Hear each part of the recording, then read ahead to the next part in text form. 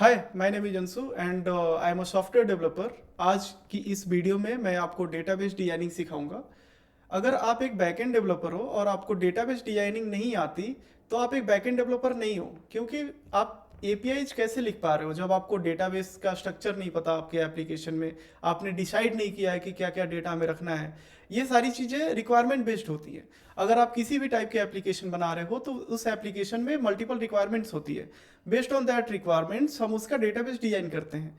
Database design करने के बाद हम अपने एपीआईज को डिफाइन करते हैं, नॉट इंप्लीमेंट नहीं करते हैं, विल जस्ट डिफाइनिंग कि क्या क्या एपीआईज लगने वाली हैं। देन उसके बेस पे हम देन कोड करना स्टार्ट करते हैं। ये बैकएंड का एक फ्लो होता है, जिस फ्लो में आपने देखा कि database designing is the first flow after getting the requirement जैसे ही आपको मिला, you will design the database, not creating the API. Alright, so इस वीडियो में हम ऐसे ही देखेंगे, इसी फ्लो के अंदर देखेंगे। हमारे पास रिक्वायरमेंट रहेगा, हमें उसका डेटाबेस डिजाइन करना पड़ेगा, देन हम उसका एपीआई कैसे बनाते हैं ये देखेंगे। Alright, so in this video let's start with the requirement phase. For example, if you are working on the e-commerce website, for example, e-com website, all right, तो this is the e-commerce application।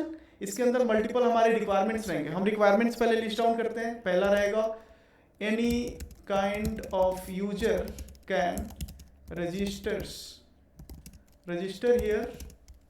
दूसरा requirement हमारा ये रहेगा user can browse, user can see all the products on the website.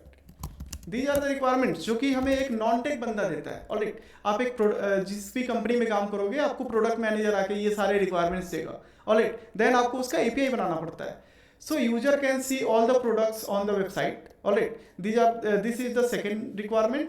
And the third requirement would be user can add product into the cart. User can add product into the cart.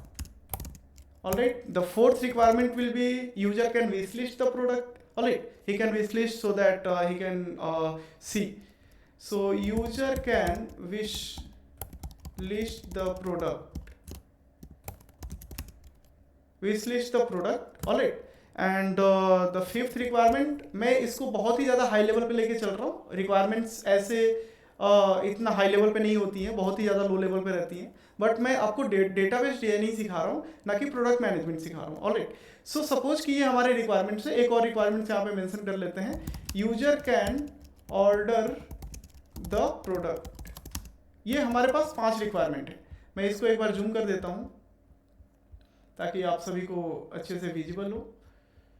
All right, these are the requirements that we are going to implement and हम लोग इसका database design करेंगे। ठीक है, तो हम एक एक करके पढ़ते हैं इसमें। Any kind of user can register here. इसका डेटाबेस डिजाइन करने से पहले आपको 2 टॉपिक मैं बताता हूँ। 2 टॉपिक इज वेरी इंपॉर्टेंट। हमें इस रिक्वायरमेंट से एंटिटी एक्सट्रैक्ट करना है।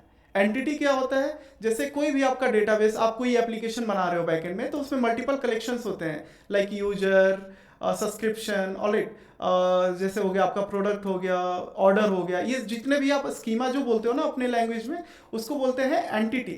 उसको क्या बोलते हैं? एंटिटी। एंटिटी का मतलब है कि जो जहाँ पे हमारे एक टाइप के डेटा कलेक्टिवली अवेलेबल है। ऑलराइट, और हर एक एंटिटी के अंदर एट्रीब्यूट्स होते हैं। जैसे आप स्कीमा बनाते हो, अगर आप मोंगोडीबी यूज कर रहे हो या सीक्वल यूज कर रहे हो, पोस्टग्रेसक्यूएल यूज कर रहे हो, तो हर एक एंटिटी का आप एट्रीब्यूट डिफाइन करते हो कि इसमें क्या क्या रहने वाला है। फॉर एग्जांपल, आप एक यूजर का एंटिटी बना रहे हो, you will write all the things, like user will have email, तो आप ईमेल बनाते हो, उसका टाइप लिखते हो, देन पासवर्ड, देन उसका role, permissions, all the stuff. All right, verify है कि नहीं है। ऑलराइट, तो उसको हम बोलते हैं attributes.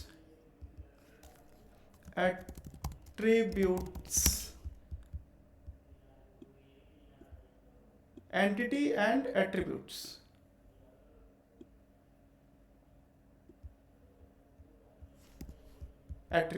now we have attributes। so एक एंटिटी के पास मल्टीपल एट्रीब्यूट्स हो सकते हैं, ये इनके बीच में रिलेशन होता है।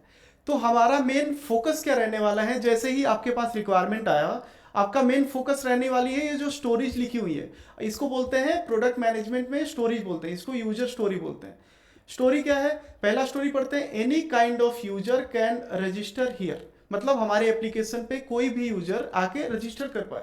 ऑलराइट, सो इसके लिए हमें ये निकालना पड़ेगा इसमें से कि इसके लिए एंटिटी की क्या जरूरत पड़ेगी, इसमें कौन सा एंटिटी हमें डेटाबेस में रखना पड़ेगा। फॉर एग्जांपल इसमें आपको दिख रहा है user, user is entity. Alright, हमें यूजर को रजिस्टर करवाना है, मतलब यूजर को हम एंटिटी रखेंगे। एक बार मैं आपको बता देता हूं कि एंटिटी इस वाले सेंटेंस से कैसे निकाल रहा हूं, फिर दूसरे वाले का दिखाऊंगा कैसे निकाल रहा हूं, तीसरे वाले से आप खुद ही निकालने लग जाओगे। जैसे मैं इस वाले सेंटेंस से एक एंटिटी निकाल रहा हूं विच इज यूजर, तो मैं एंटिटी का लिस्ट यहां पे बनाऊंगा। I will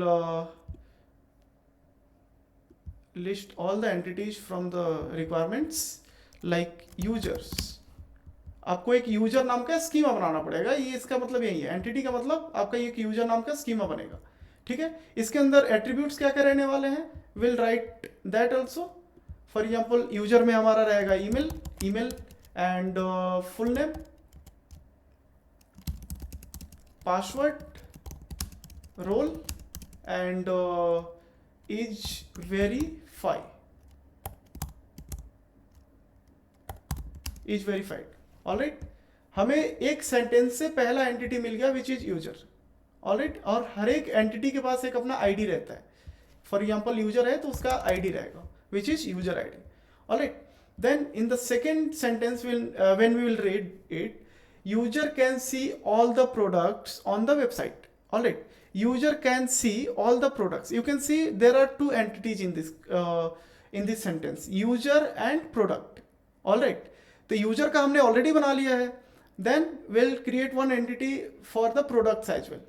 तो हम product का एक और entity बनाते हैं, for products we'll create one more entity for this।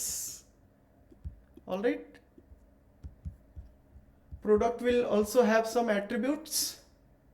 What are the attributes for the product? It will be ID, product name, price, title, price title is the same I guess, and description, descriptions। all right, then अगर हम तीसरा point पढ़ें, then we'll see user can add product into the cart। अब यहाँ पे आप देख रहे हो यूजर एक एंटिटी है एंड एक कार्ट एंटिटी है, मतलब इन दोनों में रिलेशन है। ऑलराइट, सो यूजर क्या कर रहा है, एक प्रोडक्ट को कार्ट में ऐड कर रहा है, तो हमें ये भी तो स्टोर करना पड़ेगा कि कौन ऐड कर रहा है, किसको ऐड किया है, उसको हम बोलेंगे कार्ट। तो हमारे पास एक कार्ट नाम का एंटिटी रहेगा, here it will be a cart, and cart के पास भी हमारे पास एट्रीब्यूट्स रहेंगे।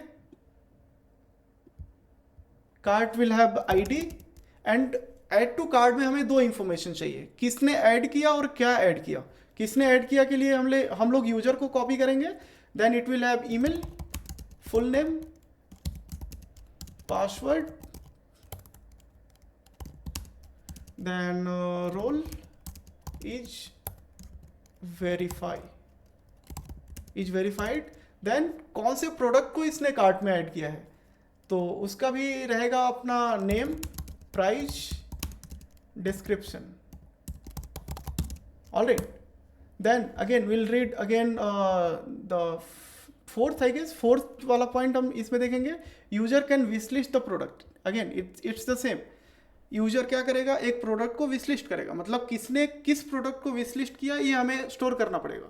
उसके लिए हम क्या करेंगे, इसमें भी दो हमारे एंटिटी बन रहे हैं, यूजर एंड विशलिस्ट। यूजर का हमारे पास ऑलरेडी बना हुआ है, विशलिस्ट का हम बनाने वाले हैं। Alright, wishlist, now wishlist is the again attribute।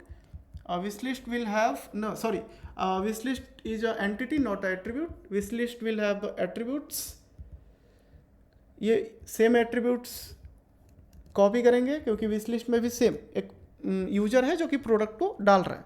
Alright, then again user can order the product. All right, then will have user and order, the entity we are extracting from this line. So what will happen, user तो already है हमारे पास, order का एक नया सा हमें entity बनाना पड़ेगा, order. now we have this order, order will have attributes, order ID, and किसने ऑर्डर किया, which is email, full name, password, then role and is verified. Then किस चीज को ऑर्डर किया, तो product, and price, description. All right, these are the entities that we have extracted from the user requirement, like product requirement.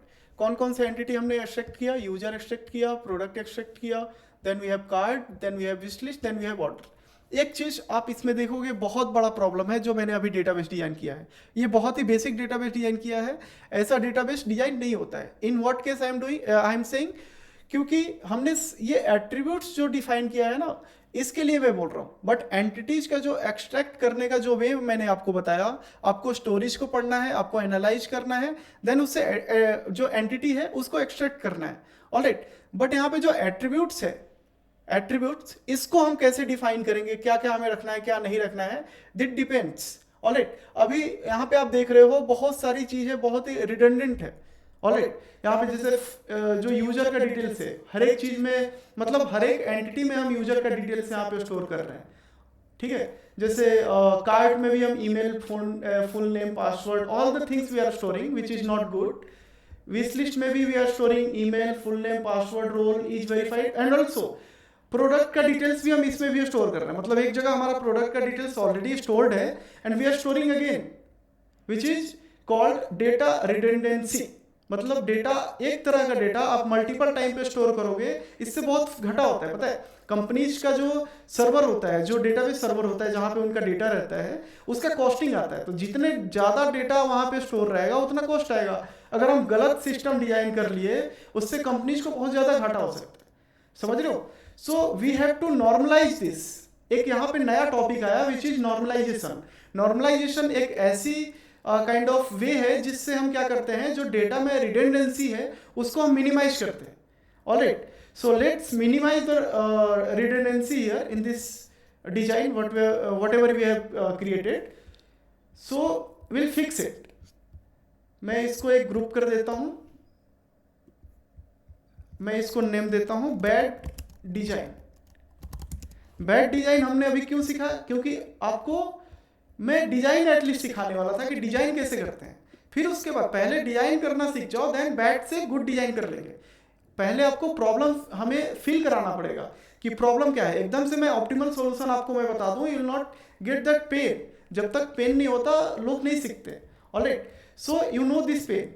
यहाँ पे मैं बार बार same data को मैं स्टोर कर रहा हूँ डेटाबेस में। ऑलराइट, जैसे प्रोडक्ट डेटा मैं कार्ड में भी स्टोर कर रहा हूँ, विश लिस्ट में भी स्टोर कर रहा हूँ, ऑर्डर में भी स्टोर कर रहा हूँ। User data card again in the products, card, wish list and order, I am storing all the over like places. So this is the bad design that we have just created. Then we are moving forward to the good design. इसको हमें good design में convert करना है. Can I group?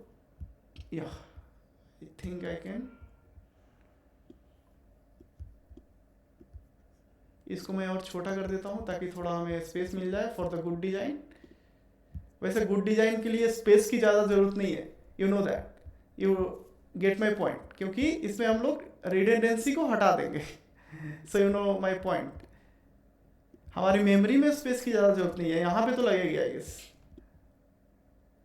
All right, again we are going to create good design for this. Yeah so we have now we are creating again the schema and attributes. So अब हमें extract नहीं करना है. We already have the idea कि extracted entities क्या क्या है. For example हमारे पास एक्सट्रैक्टेड है यूजर्स. यूजर्स में हम अगेन यूजर्स जो हम हैं जो हम बना रहे हैं, इसमें आईडी रहेगा, ईमेल रहेगा. मैं इसको थोड़ा बड़ा कर देता हूँ ताकि आप लोगों को दिखे. ID will be there, email will be there and password एक प्लेस पे तो स्टोर करना ही पड़ेगा. अब हम मेक श्योर करेंगे ये बार बार हमें स्टोर नहीं करना पड़े, समझ रहे हो, बट एक प्लेस पे तो स्टोर करना पड़ेगा. सो जैसे ही हम मेक श्योर करेंगे कि ये बार बार स्टोर ना करना पड़े, that is called data redundancy. Alright, not data redundancy, fixing the data redundancy. Alright, email id, password, and we have role each verified. Again, after this we have one more entity which is product. यहाँ पे आपको बहुत ज़्यादा ध्यान देना है, क्योंकि इसका अगर नॉर्मलाइजेशन हमने कर दिया, बाकी का आप लोग खुद करोगे, क्योंकि बहुत इजी होने वाला है. प्रोडक्ट में हमें दो चीज़ें चाहिए. सॉरी, नॉट प्रोडक्ट में तो हमें सारी डिटेल्स चाहिए. For example ID, name, price, description. Then we have cart. Cart में हमें दो चीजें चाहिए. कार्ट एक ऐसा एंटिटी होने वाला है जहां पे दो चीजों का इंफॉर्मेशन होना चाहिए. पहला, कौन से प्रोडक्ट को आपने ऐड किया है और किसने ऐड किया है उस कार्ट में. ऑलराइट, और उसका प्राइस क्या होने वाला है. मतलब कार्ट स्पेसिफिक, जैसे आप कूपन लगाते हो तो उसका प्राइस चेंज हो जाता है, राइट. तो हर एक कार्ट में जो एडेड प्रोडक्ट है उसका प्राइस हम लोग स्पेसिफिकली स्टोर करेंगे. ऑलराइट, सो इसको हम मैनेज कैसे करेंगे, नॉर्मलाइजेशन से, क्योंकि हमने ऑलरेडी कर लिया है बाकी सारी चीजों को स्टोर करके, लाइक यूजर का पूरा डिटेल्स एंड प्रोडक्ट का पूरा details. That is one cart. Alright, so what we are going to do here, we are going to use referenced schema. मतलब हम रेफरेंस देंगे.